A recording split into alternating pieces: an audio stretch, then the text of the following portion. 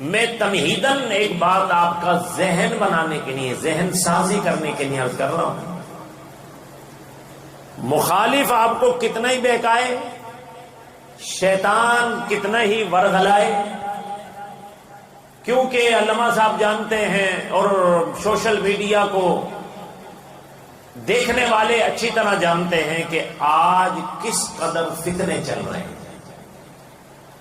اس کی خبر مخبر صادق میرے تیرے نبی حضرت محمد مصطفیٰ صلی اللہ علیہ وسلم نے آج سے 1400 سال پہلے ہی دے دی تھی کہ میں فتنوں کو اس طرح برستے ہوئے دیکھ رہا ہوں جس طرح تم بارش کے قطروں کو برستے ہوئے دیکھتے ہو۔ یا رسول اللہ اس سے بچنے کا کیا طریقہ ہے؟ فرمایا بڑی جماعت کے ساتھ ہو جانا، بڑی جماعت کے ساتھ ہو جانا۔ کیوں؟ مثال دے کر میرے آپ کے آقا نے کیا خوبصورت، کیونکہ آپ رؤوف الرحیم ہیں، اسی لیے تو ہم آپ کا میلاد مناتے ہیں۔ لوگوں کو آج تک یہ بات سمجھ میں نہیں آئی کہ کیوں میلاد منا رہے ہو، اور میں نے کہا نا قدرو، تمہیں کیا پتا کہ کس نبی کا میلاد منا رہے ہیں؟ ہم نبی کا ہی میلاد نہیں بنا رہے، نبیوں کے امام کا میلاد منا رہے ہیں۔ ہم رسول کا میلاد ہی نہیں منا رہے، رسولوں کے قائد اور رہنما کا میلاد منا رہے ہیں۔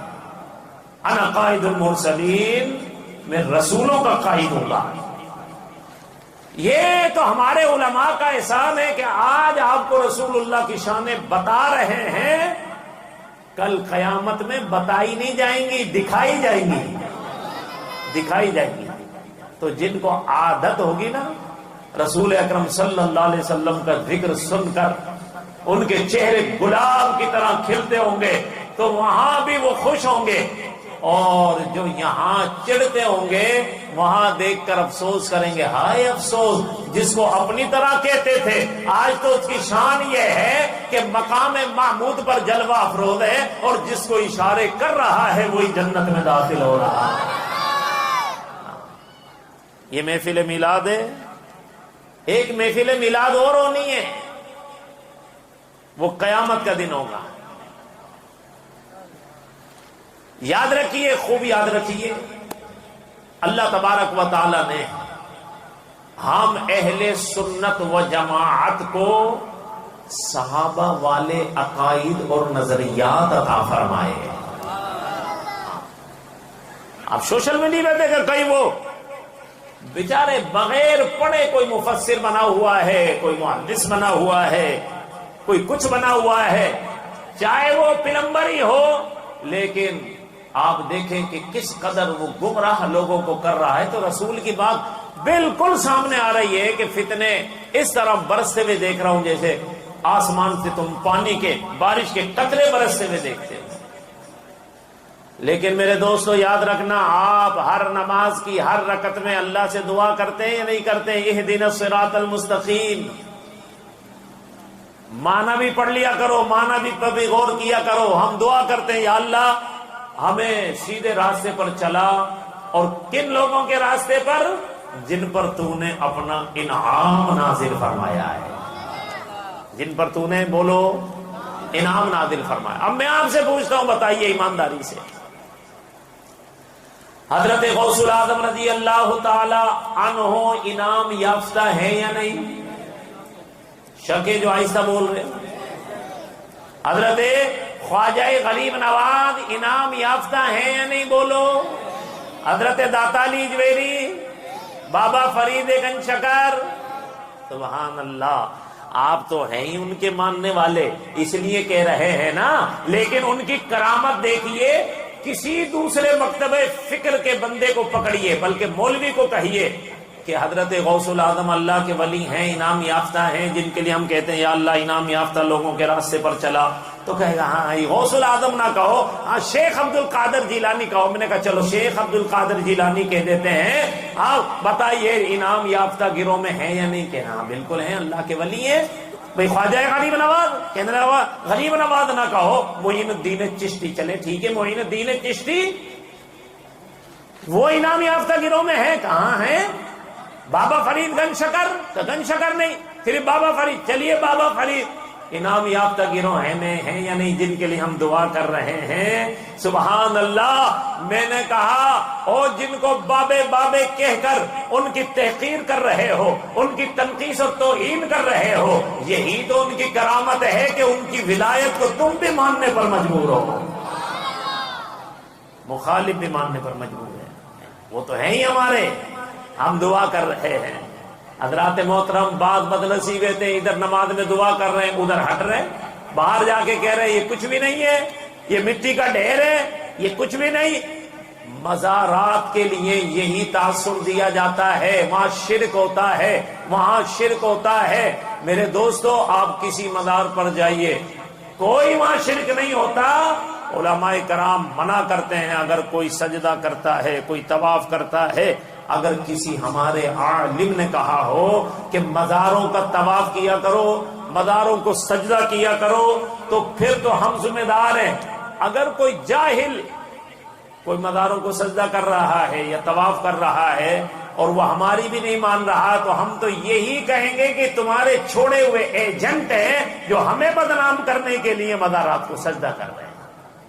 جبکہ اعلیٰ حضرت امام اہل سنت فرماتے ہیں حرام ہے مزار کو سجدہ کرنا، بے شک تعظیم کی غرض سے کیوں نہ کیا جائے. اور اگر عبادت کی غرض سے کرے گا تو کافر ہی ہو جائے گا، وہ تو کافر ہی ہو جائے گا.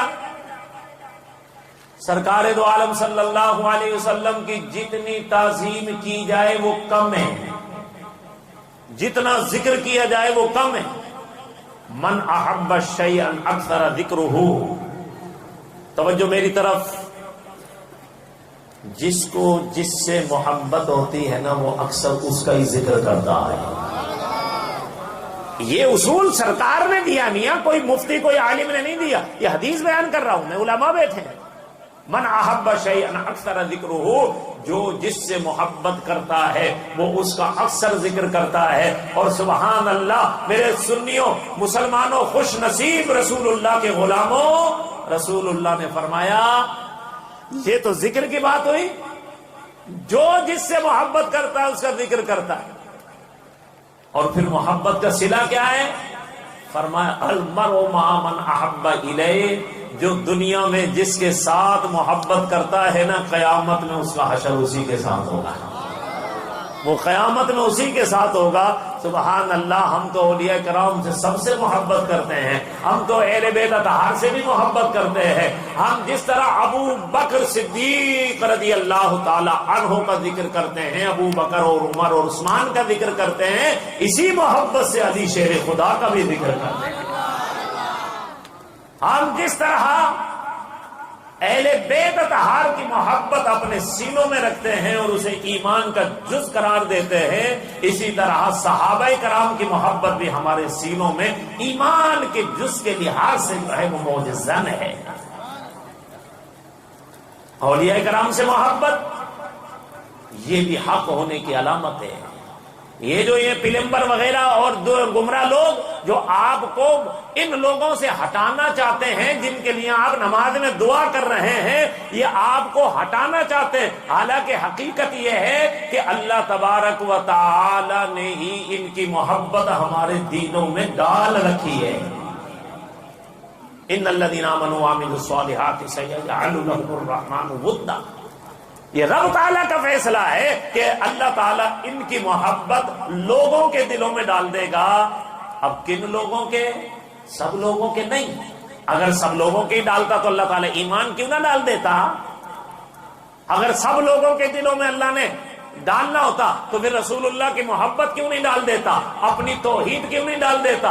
اس کا مطلب ہے ہر ایک کو یہ نعمتیں نہیں دی جاتی، جس کا سینہ اس قابل ہوتا ہے نا اس کو یہ نعمتیں دی جاتی ہیں.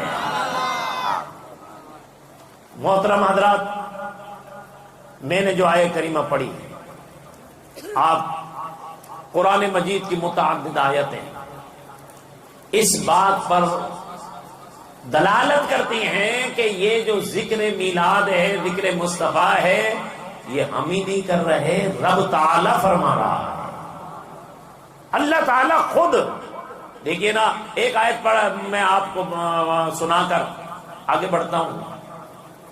لقد جاءکم رسول من انفسکم، بے شک تمہارے پاس آ گیا وہ رسول، بے شک تمہارے پاس آ گیا وہ رسول جو تمہیں میں سے ہے، یعنی کوئی جنات میں سے نہیں، کوئی فرشتوں میں سے نہیں، جس کو ماننے سے تم انکاری ہو، تم میں سے ہی ہے، اس کا بچپن تم میں سے گزرا، اس کا بچپن تمہارے سامنے گزرا، اس کا لڑکپن تمہارے سامنے گزرا، اس کی جوانی تمہارے سامنے گزری، بتاؤ تو صحیح کیسی زندگی گزاری ہے۔ سبحان اللہ کہ دشمن بھی کہنے پر مجبور ہیں کہ واللہ ہم اپنی آنکھوں کو جھٹلا لیں گے، مگر اے محمد آپ کہتے ہیں کہ فوج آ رہی ہے تو ہم مان لیں گے۔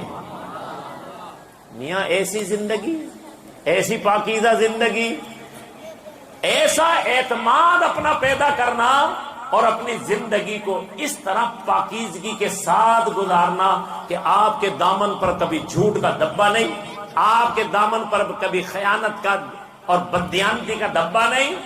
دشمن بھی کہہ رہے ہیں، آپ نے فرمایا میں کہوں کہ فوج آنے والی ہے مان لو گے، تم پر حملہ آور ہونے والی ہے؟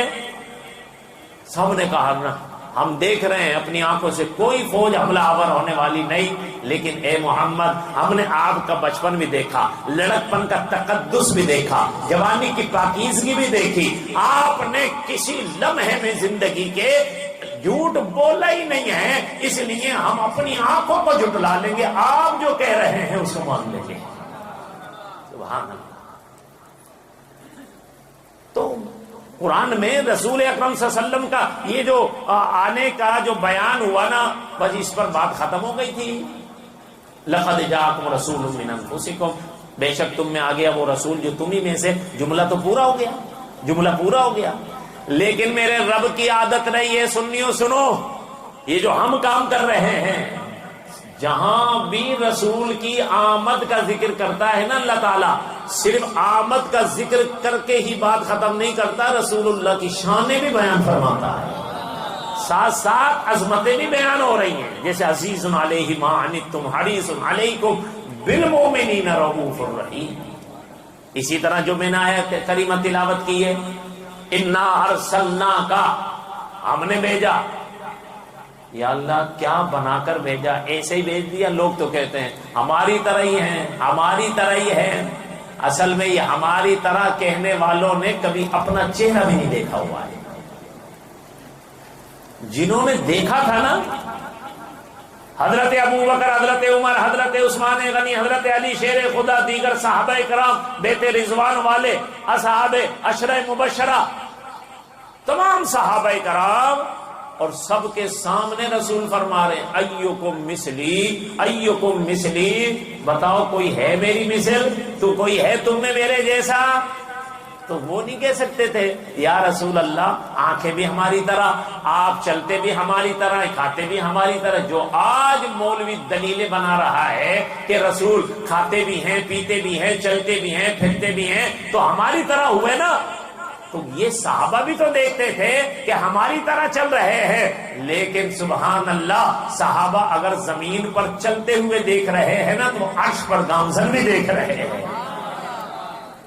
اگر صحابہ کرام پاؤں میں کانٹے چبھنا دیکھ رہے ہیں تو پھر رسول کی یہ طاقت بھی تو اپنی آنکھوں سے دیکھ رہے ہیں کہ کوئی ابو قبیس پر آپ جلوہ افروز ہو اور چاند کو اشارہ کریں تو چاند دو ٹکڑے ہو جا رہا ہے۔ اسی لیے میرے تیرے امام احمد رضا فرماتے ہیں، سورج الٹے پاؤں پلٹے، چاند اشارے سے ہو چاک، اندھے نجدی دیکھ لے قدرت رسول اللہ۔ آج لے ان کی پناہ، آج مدد مانگ ان سے، کل نہ مانیں گے قیامت میں اگر مان گیا۔ آج ماننی ہے ساری شانیں۔ تو میں نے اب یہ کیا کہ آج جو ہم بتا رہے ہیں نا قرآن سے، حدیث سے، آج جو ہم بتا رہے ہیں تو آج عادت بنا لو، کل جب قیامت میں رسول اللہ کی شانیں دکھائی جائیں گی نا تو پھر انشاءاللہ آپ کو ایسی سرور اور لذت محسوس ہوگی کہ اور اللہ کا شکر ادا کریں گے، اے اللہ تیرا شکر ہے تو نے ہمیں وہ علماء عطا فرمائے جو پہلے ہی ہمیں یہ باتیں ساری کر گئے ہیں۔ قبر میں دیکھو، میں تو کہتا ہوں قبر میں بھی رسول اللہ کی میلاد ہوگی، قبر میں توحید کانفرنس ہوگی، لیکن کتنی دیر؟ فرشتے آئے، پوچھا من ربو کا، فرشتے آئے پوچھا من ربو کا، صاحب قبر نے، قبر والے نے جواب دے دیا ربی اللہ، میرا رب اللہ ہے۔ لو صاحب توحید کانفرنس قائم ہوئی اور ایک ہی سوال پر ختم ہو گئی، ایک لمحے میں، ایک منٹ میں ختم ہو گئی۔ توجہ رکھیے گا، بڑی کام کی بات عرض کر رہا ہوں۔ میلاد مصطفیٰ کی عادت بنا لو، انشاءاللہ قبر میں بھی میلاد مصطفیٰ ہوگی اور حشر میں بھی میلاد مصطفیٰ ہوگی۔ ورنہ اللہ کو تو سب معلوم ہے کس کو جہنم میں بھیجنا ہے، کس کو جنت میں بھیجنا ہے۔ کہ کیا ایسا ہو سکتا ہے اللہ تعالیٰ کسی کو جہنم میں بھیج دے اور وہ کالی پٹی باندھ کے وہ احتجاج کرے کہ نہیں حساب تو لیا ہی نہیں، حساب تو لیا ہی نہیں، جہنم میں بھیج دیا؟ ایسا ہو سکتا ہے؟ نہیں ہو سکتا، کیونکہ اللہ عالم الغیب والشہادہ ہے، وہ جانتا ہے کون جہنم میں جانا ہے، کس کو جنت میں جانا ہے۔ وہ جس کو چاہے اپنے فضل سے جنت میں بھیج دے، جس کو چاہے اپنے عدل سے جہنم میں بھیج دے۔ کسی کو دم مارنے کی مجال نہیں ہوگی، مگر پھر بھی پل صراط بھی ہوگا، میزان بھی ہوگا، عہد کوثر بھی ہوگا، یہ سب کچھ ہوں گے، لکھت پڑھت بھی۔ اب ہم سوال کرتے ہیں کہ ضرورت کیا ہے میدان محشر کی؟ آپ کہیں گے صاحب حساب کتاب ہونا ہے۔ بھائی حساب کتاب کائے کا؟ وہ عالم الغیب والشہادہ ہے، وہ سب کچھ جانتا ہے، اب کائے کا حساب کتاب؟ نہیں صاحب حساب کتاب تو ہونا ہے، لکھت پڑھت تو ہونی ہے۔ تو میاں لکھت پڑھت ہو تو رہی ہے، دو فرشتے بیٹھے تو ہیں ہمارے کندھوں پر، ایک سیدھے کندھے پر بیٹھا ہوا، ایک بائیں کندھے پر بیٹھا ہوا، لکھ تو رہے ہیں، بس وہ سب کچھ پیش ہو گیا۔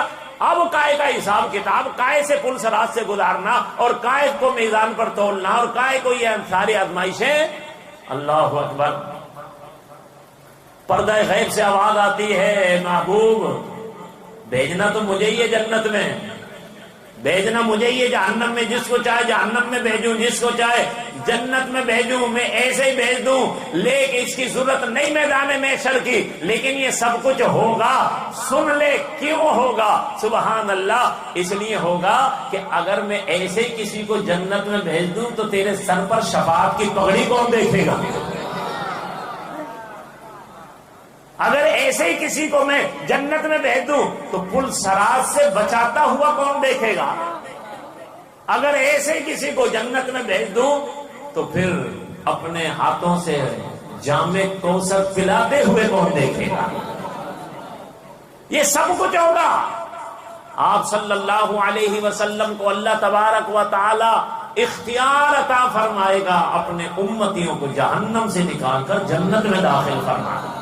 اسی لیے اعلیٰ حضرت امام اہل سنت کے بھائی فرماتے ہیں، فقط توجہ فرمائے، کتنی پیاری بات ایک شعر میں کہہ گئے، فقط اتنا سبب ہے انعقاد بدن معشر کا کہ شان محبوبی دکھائی جانے والی ہے۔ وہ مقام محمود پر آپ سرکار صلی اللہ علیہ وسلم جلوہ فروز ہے۔ وہاں بھی محفل میلاد ہوگی دوستو۔ یہاں قبر میں یہ دنیا کی میلاد ہیں جو ہم منعقد کر رہے ہیں، فرشتے گواہ ہیں۔ انشاءاللہ جب قبر میں پہنچیں گے نا اور فرشتے یہ سوال کریں گے، من ربو کا، توحید کانفرنس قائم ہوئی، ایک لمحے میں، ایک سوال میں ختم ہو گئی، بندے نے جواب دے دیا ربی اللہ۔ اب اگر توحید کانفرنسوں سے جان چھٹ جاتی تو فرشتوں نے کہنا تھا بس ابھی سے جنت کا سرٹیفکیٹ دو، کیونکہ اس نے رب اللہ کو مان لیا ہے، اب کیا ضرورت ہے دوسرے سوال کی؟ لیکن میاں دوسرا سوال ہوگا۔ کیوں ہوگا؟ اس لیے ہوگا کہ یہ کیسے پتا چلے یہ اسلام میں رہ کر اللہ کو مان رہا ہے یا اسلام سے باہر اللہ کو مان رہا ہے۔ یہودی اور عیسائی بھی تو اللہ کو مان رہے ہیں نا۔ اب یہ دیکھنے کے لیے کہ یہ اسلام کو بھی مانتا ہے یا نہیں مانتا، دوسرا سوال ہوگا ماں دینوں کا۔ ماں دینوں کا، تیرا دین کیا ہے؟ خوش نصیب اگر کوئی ہوگا تو کہہ دے گا دینی الاسلام، دینی الاسلام۔ اچھا صاحب، یہاں میں ایک بڑی دلچسپ بات کروں، یہ جو عربی میں جملے بول رہا ہوں یہ عام آدمی جو الف بے بھی نہیں جانتا نا، وہ بھی فرشتوں کے سوال کو بھی سمجھے گا، حالانکہ فرشتے سوال عربی میں کریں گے، اور وہ بیچارہ جس نے کبھی الف بے نہیں پڑھی ہوگی نا، وہ جواب بھی عربی میں دے رہا ہوگا۔ او سبحان اللہ۔ اس سے یہ بات سمجھانا چاہتا ہوں کہ رب تعالی چاہے تو بے زبان کو بھی زبان سکھا دے، قوت گویائی عطا فرما دے۔ ورنہ میرا سوال قائم ہوتا ہے یہاں کہ جب وہ بدوی آیا تھا، اے محمد وہ درخت جو ہے نا وہ کھڑا ہے، اگر اس کو آپ بلا لیں تو پھر میں آپ پر ایمان لے آؤں گا۔ خصائص کبریٰ پڑھ لیجیے۔ بعض لوگوں کو یہ باتیں ضعیف لگتی ہیں، اللہ کی قسم ان کا ایمان ضعیف ہے۔ ہمارا ایمان حضرت ابو بکر کے صدقے اللہ نے ان کے ایمان کی ہمیں روشنی اور رمق عطا فرمائی ہے۔ جب ابو جہل آ کر انہیں کہہ رہا ہے، اے ابو بکر تمہارے نبی تمہارے دوست نے بہت بڑا دعویٰ کیا، بہت بڑا، کیا دعویٰ کیا؟ بہت بڑا دعویٰ کیا ہے، عقل مانتی نہیں، اور آپ پوچھ رہے بار بار کیا دعویٰ کیا؟ ابو جہل کہتا ہے اتنا بڑا دعویٰ کیا ہے کہ عقل ماننے کو تیار نہیں ہے۔ ابو بکر نے کہا بتا تو صحیح کیا دعویٰ کیا ہے؟ اس نے کہا تمہارے نبی کہتے ہیں راتوں رات میں معراج پر گیا، ساتوں آسمانوں کو بھی سے دیکھ لیا، جنت اور دوزخ کو بھی ملاحظہ فرما کر لیا، اور اللہ سے بھی ملاقات ہو گئی، نبیوں کو جماعت بھی پڑھا لی، اور فوراً واپس بھی آ گیا۔ بتاؤ کتنا بڑا جھوٹ ہے، کبھی ایسا ہو سکتا ہے؟ اور دیر کتنی لگی، کنڈی بھی ہلتی رہی، بستر بھی گرم رہا اور پانی بھی بہتا رہا۔ تو حضرت ابو بکر نے بس ایک ہی بات پوچھی، کیا یہ دعویٰ میرے نبی نے کیا ہے؟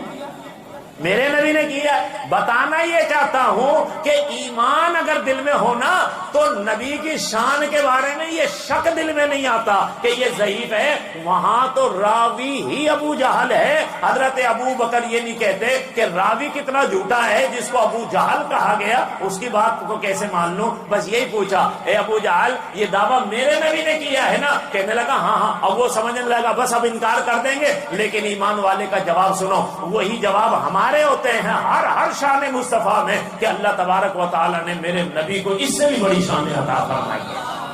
حضرت ابو بکر نے کہا اے ابو جہل یہ دعویٰ میرے نبی نے کیا؟ ہاں ہاں تمہارے نبی نے تو کیا ہے۔ تو پھر سن لے، یہ دعویٰ بہت چھوٹا ہے، اگر میرا نبی اس سے بھی بڑا دعویٰ کرے تو ابو بکر اسے بھی ماننے کو تیار ہے۔ سبحان اللہ۔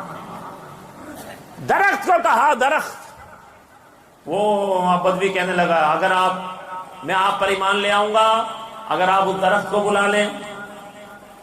سرکار دو عالم صلی اللہ علیہ وسلم، سبحان اللہ، اے میرے پاک نبی کے غلاموں، ایمان تازہ ہو جائے گا، چہرہ گلاب کی طرح کھل جائے گا۔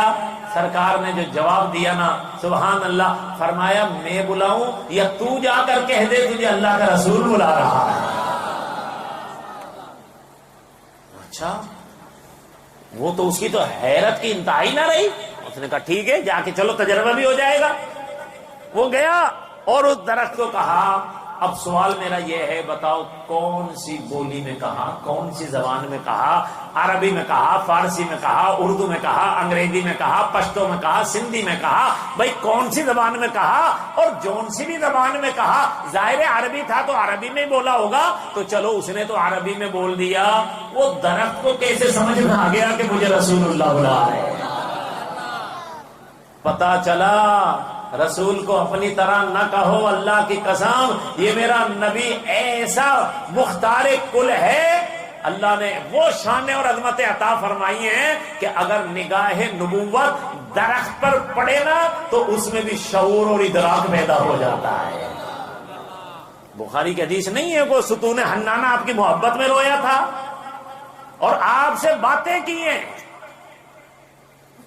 چاہے تو تجھے یہیں ہرا بھرا کر دوں اور چاہے تو تجھے جنت میں لگا دوں۔ کہاں ہے وہ لوگ جو کہتے ہیں نبی کے چاہنے سے کچھ نہیں ہوتا، نبی کے چاہنے سے کچھ نہیں ہوتا؟ اور میں نے کہا پگلے، نبی کے چاہنے سے تو میرا رب قبلہ ہی بدل دیتا ہے۔ تو کہتا نبی کے چاہنے سے کچھ نہیں ہوتا۔ اس درخت کو عربی کیسے آ گئی؟ تو جس درخت کو عربی آ گئی اسی طرح ہمیں بھی، چاہے ہماری زبان ابھی اردو یا سندھی جو بھی ہے، قبر میں ہمیں بھی عربی آ جائے گی، قبر میں ہمیں بھی عربی آ جائے گی۔ تو پھر یہ ماننے میں کیا مشکل ہے جی؟ جب ایک انگریز کو بھی قبر میں عربی آ جائے گی تو پھر یہ ماننے میں کیا مشکل ہے کہ اللہ تبارک و تعالی نے جسے ساری کائنات کا نبی بنا کر بھیجا ہے اسے ساری کائنات کی بولیاں آتی ہیں۔ پتھر اگر کچھ عرض کر رہا ہے تو وہ بھی آپ سمجھ رہے ہیں، درخت آ کر کچھ بول رہا ہے تو وہ بھی آپ سمجھ رہے ہیں، یہاں تک کہ اونٹ آ کر اگر شکایت کر رہا ہے، جو پاگل اونٹ ہے، جو مجنوں ہے، جو لوگوں کو نقصان پہنچا رہا ہے، آپ صلی اللہ علیہ وسلم کی بارگاہ میں آ رہا ہے، صحابہ نے روکا کہ یہ نبی کو نقصان پہنچا دے گا، یہ تو پاگل اونٹ ہو گیا ہے۔ آپ نے فرمایا نہیں اسے آنے دو، اسے آنے دو، کیونکہ آپ صلی اللہ علیہ وسلم جانتے ہیں کہ اگر یہ میرے پاس نہیں آئے گا تو کہاں جائے گا؟ ارے یہی تو اونٹ ہے اور یہی تو جانور ہیں جو رسول اللہ کی آمد پر خوشیاں منا رہے ہیں کہ یا اللہ تیرا شکر ہے ہماری فریاد کو بھی سننے والا کوئی آ گیا ہے۔ اس لیے میرا دعویٰ ہے رسول اکرم صلی اللہ علیہ وسلم کی آمد پر صرف انسانوں نے ہی خوشی نہیں منائی، اللہ کی قسم جانوروں نے بھی خوشی منائی ہے، کیونکہ جانور بھی جانتے ہیں کہ آج ہمارا فریاد رس آ گیا ہے، فریاد سننے والا آ گیا ہے، اس لیے جانور بھی خوشی منا رہے ہیں۔ تیرے آنے سے رونق آ گئی گلزار ہستی میں، شریک حال قسمت ہو گیا پھر فضل ربانی۔ وہ درخت آیا، وہ بدوی حیران ہو گیا، جیسے کہا نا تجھے اللہ کا رسول بلا رہا ہے، تو وہ درخت اپنی جڑوں سے اکھڑا اور انسانوں کی طرح چلتا ہوا رسول اللہ کی بارگاہ میں آ گیا ہے۔ وہ بدوی کہنے لگا کہ میں بس ایمان تو لے آیا، میرے ایمان لانے میں کوئی مسئلہ نہیں ہے، لیکن اگر آپ اسے واپس بھی بھیج دینا تو پھر بڑی مہربانی ہوگی، کیونکہ اسے اپنی آنکھوں پر یقین نہیں آ رہا تھا کہ میں کہیں خواب تو نہیں دیکھ رہا ہوں۔ کہا اسے واپس بھی بھیج دیں۔ سرکار دو عالم صلی اللہ علیہ وسلم نے اسے حکم دیا، وہ اسی طرح چلتا ہوا اپنی جگہ پر جا کر لگ گیا۔ بدوی کی اس عرابی کی حیرت کی انتہا نہ رہی کہ ایک بے جان درخت کو یہ کیسے پتا چل گیا کہ اس کی جگہ کون سی ہے۔ اللہ اکبر۔ میرے دو محترم، جب درخت کو عربی آ گئی تو قبر میں ہر بندے کو عربی آ جائے گی۔ عرض یہ کر رہا تھا کہ قبر میں بھی میلاد مصطفیٰ کا جلسہ ہوگا۔ توحید کانفرنس ایک سوال میں ختم۔ وہ لوگ جو توحید کانفرنس ہمارے مقابلے میں کرتے ہیں اور ہمیں کہتے ہیں انہیں توحید نہیں آتی، میں نے کہا امام اہل سنت کے ماننے والے ہیں ہم، جنہوں نے دعویٰ کیا تھا اللہ کی قسم میرا سینہ ذرا چاک کر کے تو دیکھو، میرے دل کو نکالو، اس کے دو ٹکڑے کرو، ایک پہ لا الہ الا اللہ، دوسرے پر محمد الرسول اللہ لکھا ہوا پاؤ گے۔ ہم اس امام کے ماننے والے ہیں، لیکن سن لو، ہم ابلیسی توحید کے قائل نہیں ہیں، ہم جبریلی توحید کے قائل ہیں۔ آپ کہیں گے لو صاحب ہمیں کس چکر میں ڈال دیا، یہ ابلیسی توحید کیا ہوتی ہے، جبریلی توحید کیا ہوتی ہے؟ تو سن لو، ابلیسی توحید یہ ہوتی ہے کہ جب اللہ تبارک و تعالی نے آدم علیہ السلام کا پتلا تیار کیا اور سارے فرشتوں سے کہا وَإِذْ قَالَ رَبُّكَ لِلْمَلَائِكَةِ إِنِّي خالق بشر من طین فإذا سویتہ ونفخت فیہ من روحی فقعوا لہ ساجدین۔ یاد کرو جب فرشتوں سے ہم نے کہا کہ جب اس پتلے کو تیار کر لیں تو تم سب کو سجدے میں گر جانا ہے، فقعوا لہ ساجدین فسجد الملائکۃ کلھم اجمعون الا ابلیس۔ سارے فرشتوں نے سجدہ کیا، ایک ہی علیحدہ ہو کر کھڑا ہو گیا، اس نے سجدہ، وہ کون تھا؟ الا ابلیس۔ وہاں بھی پتا چلا کہ تعظیم نبی سے منافق اور مومن کی پہچان ہوتی ہے، تعظیم نبی ہی سے اپنے اور پرائے کی پہچان ہوتی ہے، تعظیم نبی ہی سے کافر اور مسلم کا پتہ چلتا ہے، ورنہ تو شیطان عبادت میں ساتھ تھا اور اللہ کے ذکر میں ساتھ تھا، تعلیم میں ساتھ تھا، درس و تدریس میں ساتھ تھا، جنت میں پتہ ہی نہیں چل رہا تھا یہ کون بے ایمان ہے جو ہمارے ساتھ لگا ہوا ہے۔ فرشتے تو اسے اپنی طرح ہی سمجھ رہے تھے، مگر جب نبی کی تعظیم کی بات آئی نا تو وہ علیحدہ کھڑا ہو گیا اور پتہ چل گیا کہ یہی وہ ہے جس کے لیے کہا گیا کہ نثار تیری چہل پہل پر ہزاروں عید ربیع الاول، سوائے ابلیس کے جہاں میں سبھی تو خوشیاں منا رہے ہیں۔ شرک کیا ہوتا ہے صاحب؟ وہ جب اونٹ آیا نا، صحابہ کرام نے اسے روکا، سرکار نے فرمایا اسے آنے دو۔ جب وہ آیا نا تو آپ سن کر حیران ہوں گے، آپ کا ایمان تازہ ہوگا۔ اس اونٹ نے رسول اللہ صلی اللہ علیہ وسلم کے قدموں پر اپنا سر رکھ دیا، گویا سجدہ کیا۔ اب صحابہ کرام نے دیکھا نا تو صحابہ کرام نے عرض کی یا رسول اللہ یہ تو جانور ہے، ہم آپ کے امتی، ہم انسان، ہم زیادہ حقدار ہیں کہ آپ کو سجدہ کریں۔ نبی پاک صلی اللہ علیہ وسلم نے فرمایا نہیں، اگر اللہ کے سوا کسی کو سجدہ جائز ہوتا تو پھر میں عورتوں کو حکم دیتا کہ وہ اپنے مردوں کو سجدہ کریں، مردوں کو سجدہ، عورتوں کو حکم دیتا۔ اللہ کے سوا کسی کو سجدہ بولو جائز نہیں، تو ہمارا تو عقیدہ ایمان ہے۔ جو تعظیم شرک تھی نا، اب یہ سمجھانا کیا چاہتا ہوں، جو تعظیم غیر شرعی تھی، جو شرک تھی، اس سے سرکار نے منع فرما دیا، اس سے سرکار نے منع فرما دیا۔ اور جو تعظیم جائز تھی، اس میرے نقطے کو اپنے لوہے قلم پہ لکھ لینا، کام آئے گا۔ سجدہ حرام تھا، شرک تھا، سرکار نے منع فرما دیا۔ تو شرک کی تعریف سمجھ لیں، شرک کہتے کس کو ہیں؟ جو کام اللہ کے لیے کرنا تھا وہ آپ نے کسی اور کے لیے کر دیا، یہ شرک ہے۔ سجدہ اللہ کے لیے جائز ہے، غیر اللہ کے لیے سجدہ جو ہے وہ جائز نہیں ہے۔ تو سرکار نے منع فرما دیا کہ سجدہ اللہ کے سوا کسی کو نہیں۔ لیکن جب انہی صحابہ کرام نے آپ کے غسالے کا پانی لے کر آپ وضو فرما رہے ہیں اور یوں آپ کے پانی نیچے نہیں گرنے دیتے، عروہ بن مسعود کہتے ہیں کہ میں حیران ہو گیا، بڑے بڑے بادشاہوں کے درباروں میں گیا ہوں لیکن ایسی تعظیم میں نے کہیں نہیں دیکھی جیسی تعظیم محمد کے غلام محمد کی کرتے ہیں۔ جو تعظیم منع تھی، شرک تھی، سرکار نے منع فرما دیا۔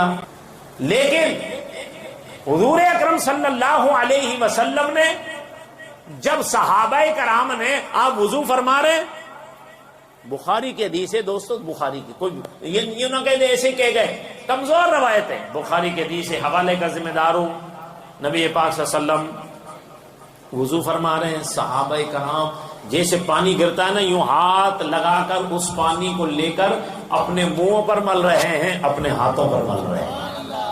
حضرات محترم، آج یہ کرنا چاہتا ہوں، پانی میں تو پھر بھی کراہیت نہیں ہوتی، پانی صحابہ کرام یوں لے کر منہ پر مل رہے ہیں اور جس کو پانی نہیں مل رہا نا تو دوسرے صحابی کے تر ہاتھ سے اپنا خشک ہاتھ رگڑ کر برکتیں حاصل کر رہا ہے۔ پانی میں تو کراہیت نہیں ہوتی۔ اس سے بھی حیران کن بات یہ ہے کہ سرکار اپنا لعاب دہن خارج فرمائے نا تو وہ لعاب دہن زمین پر پہنچنے سے پہلے پہلے کسی نہ کسی صحابی کے ہاتھ میں ہوا کرتا تھا، اور وہ صحابی یوں ہاتھ میں لے کر اسے یوں ہاتھوں منہ پر ملتا اور یہ ہاتھوں پر ملتا۔ بسا اس سے بڑی تعظیم کیا ہو سکتی ہے؟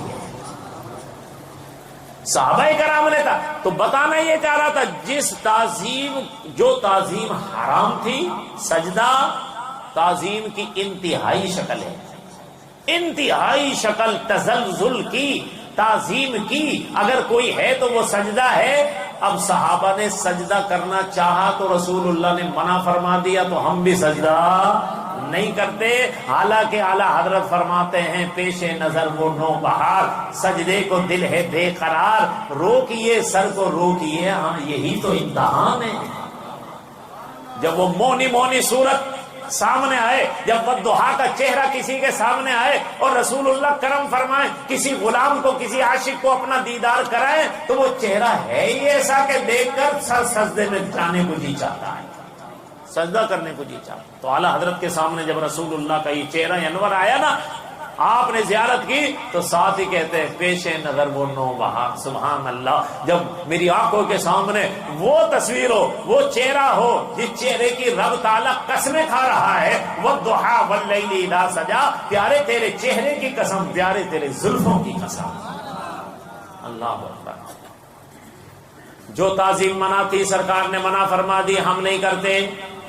جو تعظیم منع نہیں تھی, جس کو آپ نے منع نہیں کیا, یعنی آپ کا غسالہ لیا گیا, آپ نے منع نہیں کیا, آپ کا لعاب دہن لے کر صحابہ نے یوں منہ پر ملا اور ہاتھوں پر ملا, رسول اللہ نے منع نہیں فرمایا. ہاں مشکات شریف میں اس کی تشریح موجود ہے کہ آپ صلی اللہ علیہ وسلم نے ان سے پوچھا, اے میرے صحابہ یہ تم کیوں کرتے ہو, یہ کیوں کیوں کیوں جو آج رٹ لگ رہی ہے نا, یہ کیوں کرتے ہو, وہ کیوں کرتے ہو, یہ کیوں کرتے ہو, اس کا جواب صحابہ نے بہت پہلے دے دیا. جب رسول اللہ نے, مشکات شریف کی حدیث ہے, کسی مولوی کا قول نہیں بتا رہا کہ کوئی انکار کر دے, خود رسول اللہ نے پوچھا میرے صحابہ یہ کیوں کرتے ہو, تو اس کے جواب میں صحابہ نے کوئی قرآن کی آیت نہیں پڑھی, اس کے جواب میں صحابہ نے کوئی حدیث نہیں بتائی کہ یا رسول اللہ نے ہمیں حکم دیا ہے, کوئی حدیث نہیں بتائی, آپ نے تو کہا ہے. نہیں, جو جواب دیا سنی و ایمان تازہ کرو, تمہارے بہت سارے مسئلے حل ہو جائیں گے. صحابہ نے عرض کیا یا رسول اللہ یہ آپ کی محبت ہے جو ہمیں اس کام پر مجبور کرتی ہے, اس کام پر مجبور.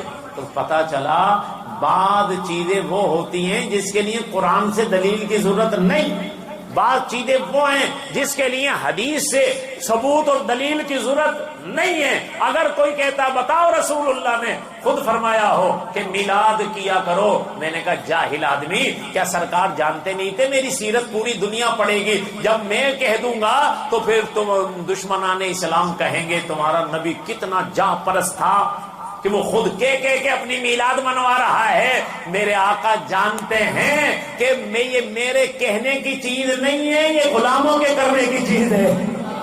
یہ عشق و محبت کی کتاب کا جس نے ایک ورق نہ پڑھا ہو اسے کیا پتا کہ عشق و محبت کہتے کس کو ہیں. یہ تو اعلیٰ حضرت سے پڑھو نا.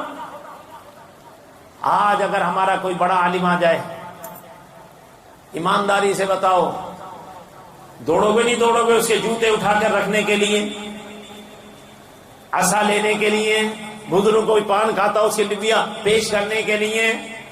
حالانکہ وہ منہ سے نہیں کہے گا, وہ جانتا ہے کہ یہ میرے کہنے کی باتیں نہیں ہیں, یہ میرے غلاموں کی خود بخود کرنے کی چیز ہے. کسی کا پیر آ جائے, کسی کا مرشد آ جائے, کسی کا پیر آ جائے نا صاحب, تو دیکھو وہ کیسے آگے بڑھ بڑھ کے اس کی خدمت کرتا, حالانکہ اس نے تو کہا بھی نہیں ہے. تو بعض چیزیں سرکار کے کہنے کی نہیں ہیں, غلام خود بخود کرتے ہیں, اشارہ کافی ہے. اور رسول اللہ نے ہر ہفتے اپنا میلاد منایا ہے. سرکار نے روزہ رکھ کر یہ بتا دیا, میرے جملے پہ توجہ کرنا, روزہ رکھوانا مقصود نہیں ہے, یہ بتانا مقصود ہے میری میلاد ہے. آج کوئی ایسا کام کرو کہ نہ جاننے والا جاننے والے سے پوچھے یار کل یہ کام نہیں تھا آج کیوں ہے یہ کام, تاکہ بتانے والا بتائے آج ہمارے رسول کا میلاد ہے. ریتا برطانیہ میں دن مدینے والے کا بنا رہا ہے. میلاد رسول اللہ کے ذکر کرنے کا ایک ذریعہ اور بہانہ ہے. میلاد میں رسول اللہ کا ذکر ہوتا ہے, شانیں بیان ہوتی ہیں. اور میں نے پہلے شروع میں آپ کو عرض کر دیا, من احب شیئا اکثر ذکرہ, جس کو جس کے ساتھ محبت ہوتی ہے وہ اس کا اکثر ذکر کرتا ہے. اسی لیے ہماری ہر محفل میں چاہے کہیں فوتگی ہو جائے تو میلاد مصطفیٰ, کہیں شادی بیاہ ہو رہا ہو تو میلاد مصطفیٰ, اللہ تعالیٰ نیا مکان عطا فرمائے تو میلاد مصطفیٰ.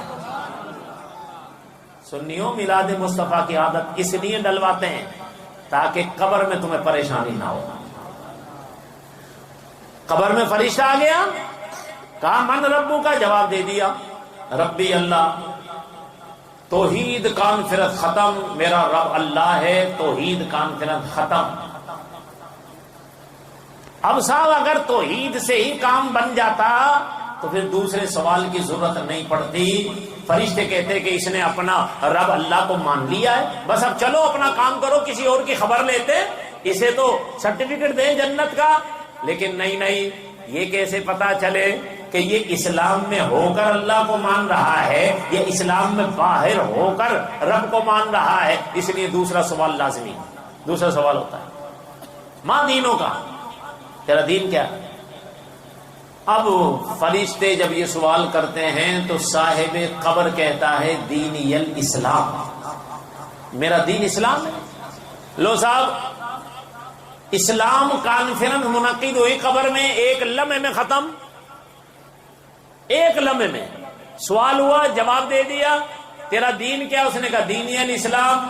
اسلام کانفرنس سے منانے والے سن لیں کہ قبر میں اسلام کانفرنس بھی ہوگی مگر 1 منٹ میں ختم, اور اس سے بھی جان نہیں چھٹے گی جب تک میلاد مصطفیٰ کانفرنس نہیں ہوگی.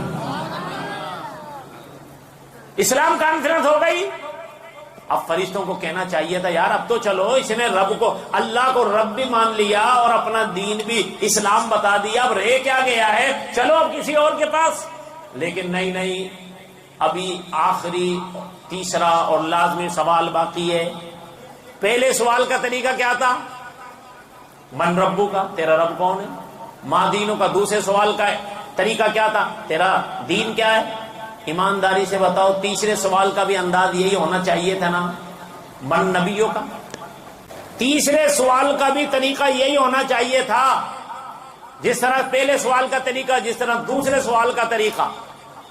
من ربو کا, تیرا رب کون ہے؟ ماں دینوں کا, تیرا دین کیا ہے؟ تیسرا سوال بھی اسی طرح ہونا چاہیے تھا, من نبیوں کا, تیرا نبی کون ہے؟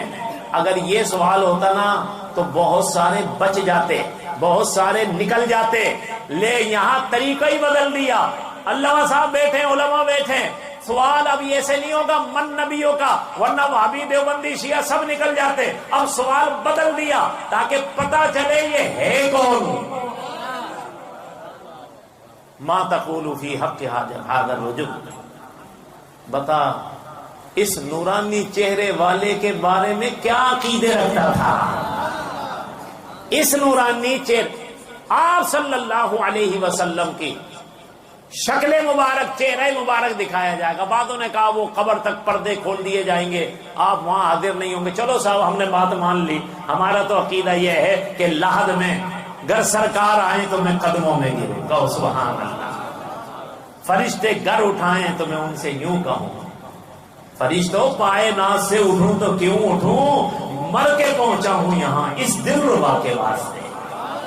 میں تو موت کو بھی اس لیے سینے سے لگانا پسند کرتا تھا کہ زندگی میں بڑی تمنائیں کی کہ سرکار کی زیارت ہو جائے, رسول اللہ کی زیارت ہو جائے, مگر میری آنکھیں اس قابل نہیں تھی کہ سرکار کی زیارت ہوتی. لیکن قبر میں تو ضرور ہونی تھی نا سرکار کے فرمان کے مطابق. تو میں تو مرنے کی تمنا اس لیے رکھتا تھا کہ قبر میں جائیں گے تو رسول اللہ کی زیارت ہو جائے گی.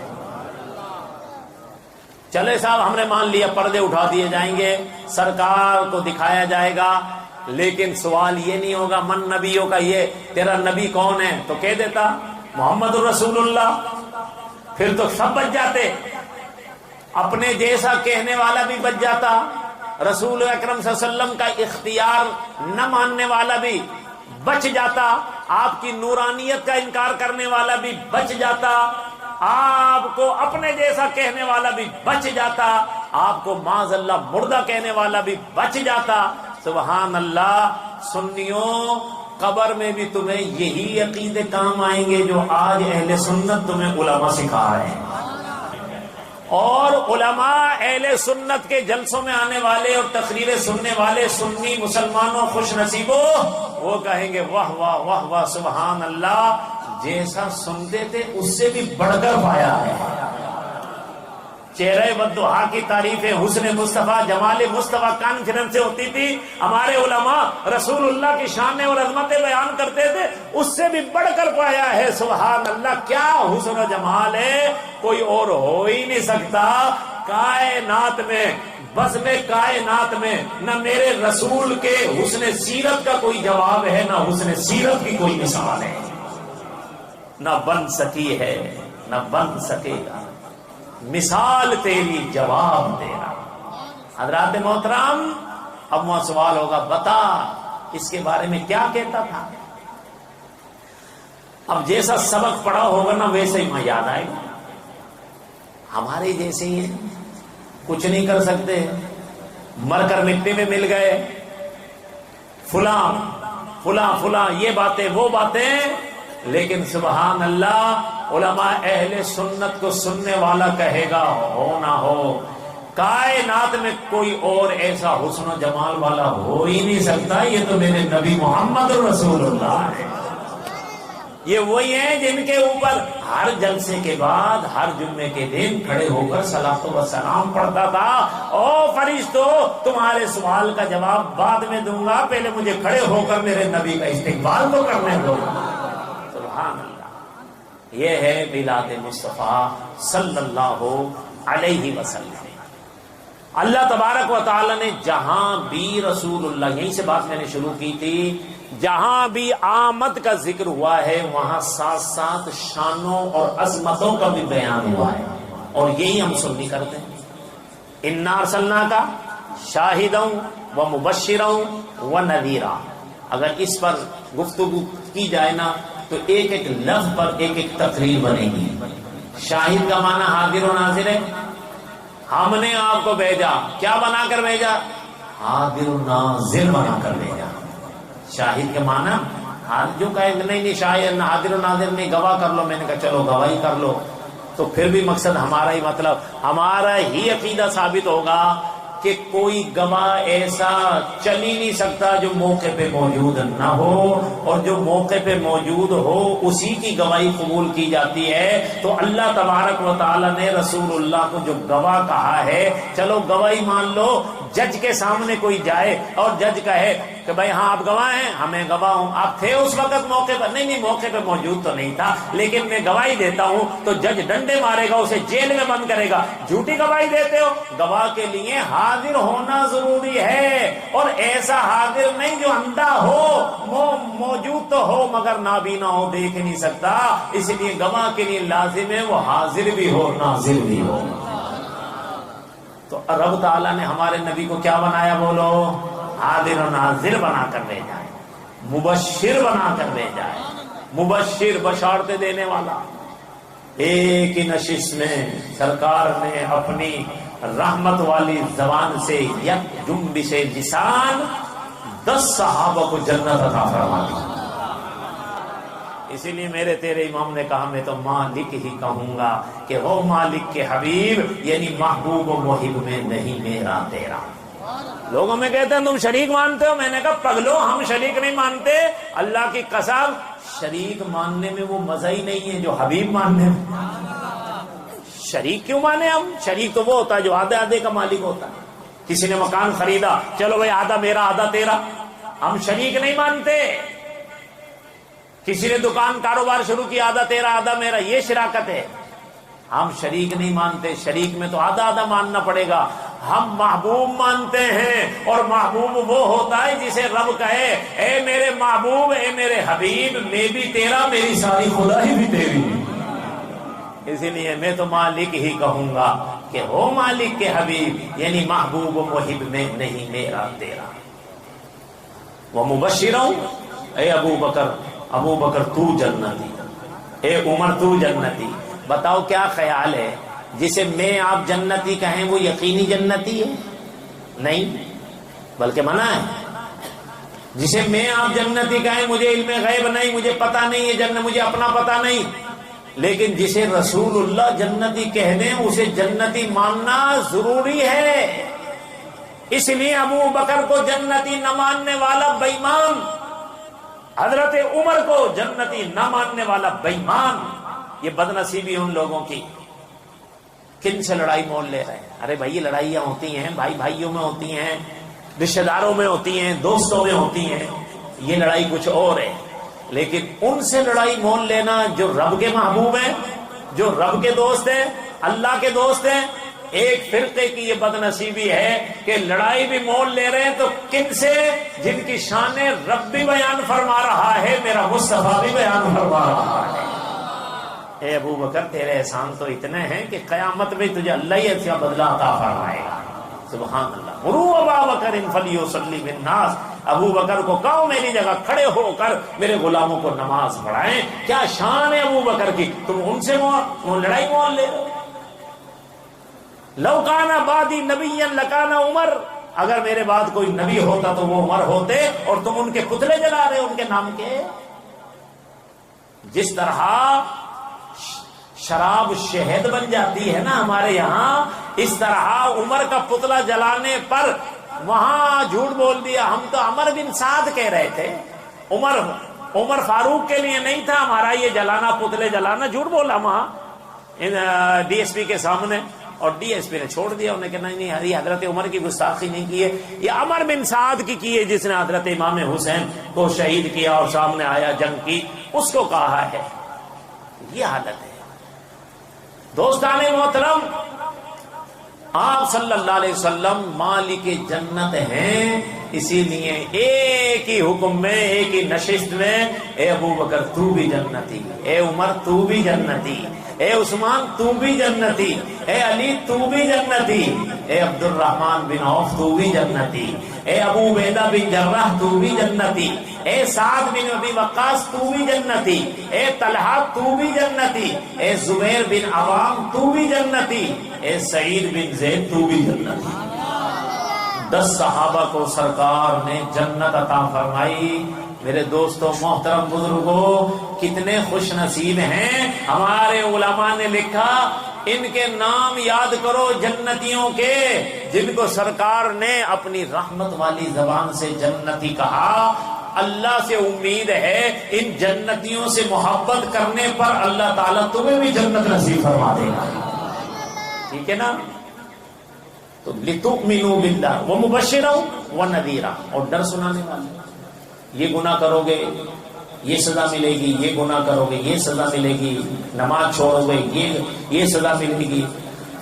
لِتُؤْمِنُوا بِاللَّهِ وَرَسُولِهِ وَتُعَزِّرُوهُ وَتُوَقِّرُوهُ وَتُسَبِّحُوهُ بُكْرَةً وَأَصِيلًا، اور اللہ پر ایمان لاؤ، لِتُؤْمِنُوا بِاللَّهِ وَرَسُولِهِ، اور اس رسول پر، اللہ پر ایمان لاؤ اور اس رسول پر ایمان لاؤ۔